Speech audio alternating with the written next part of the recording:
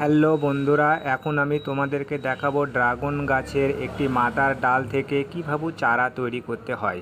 বন্ধুরা, তোমরা তো দেখতে পেয়েছো এখানে একটি মাদার ডাল নেওয়া হয়েছে। মাদার ডাল বলতে যে ডালটিতে ফল ধরেছে সে ডালটি নিতে হবে, নিয়ে সুন্দর করে এটিকে কেটে এর ভিতরে একটি শক্ত কাণ্ড আছে সে কাণ্ডটাকে বার করতে হবে। বন্ধুরা, তোমরা তো দেখতেই পাচ্ছ সুন্দর করে আমি কিন্তু এর মধ্যে যে শক্ত কাণ্ডটা আছে সে কাণ্ডটা বার করে নিচ্ছি। এই কাণ্ডটা বার করার কারণ হলো, এই কাণ্ডটা যদি আপনারা ভালো করে বার করে নেন তাহলে এতে তাড়াতাড়ি শিকড় গজাবে এবং গাছটি তাড়াতাড়ি সেট হয়ে যাবে। বন্ধুরা, তখন একটি বড় পাত্রে আপনারা এই গাছটিকে পার্মানেন্টভাবে লাগাতে পারেন।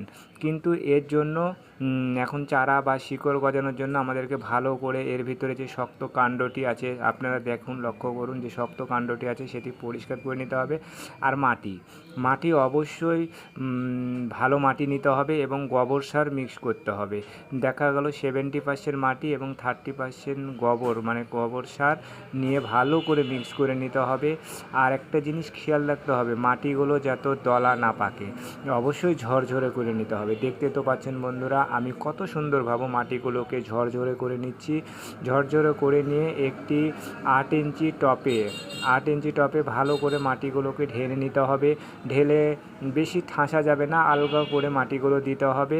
তারপর গাছের যে অংশটুকু আমরা ছিঁড়ে নিয়েছি সে গাছের অংশটুকু আমরা মাটিতে একে একে পুঁতে দিব এবং আলগো করে পুঁতে দিয়ে চারপাশ দিয়ে আমরা কিন্তু মাটি দিয়ে দেবো। বন্ধুরা, তাহলেই দেখবে 15 থেকে 20 দিনের মধ্যেই এই যে আমরা যে গোড়াটি পুঁতলাম সের আগে যে আমরা ছিঁড়ে রেখেছিলাম এতে দেখবো যে সুন্দর সুন্দর শিকড় গজিয়ে গেছে। বন্ধুরা, আপনারাও এরকমভাবে বাসায় ড্রাগন গাছের ডাল থেকে চারা তৈরি করতে পারবেন বন্ধুরা।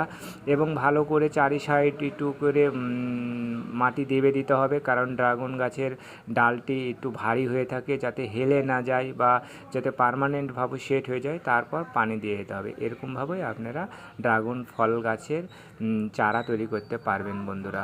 বাই বাই বন্ধুরা।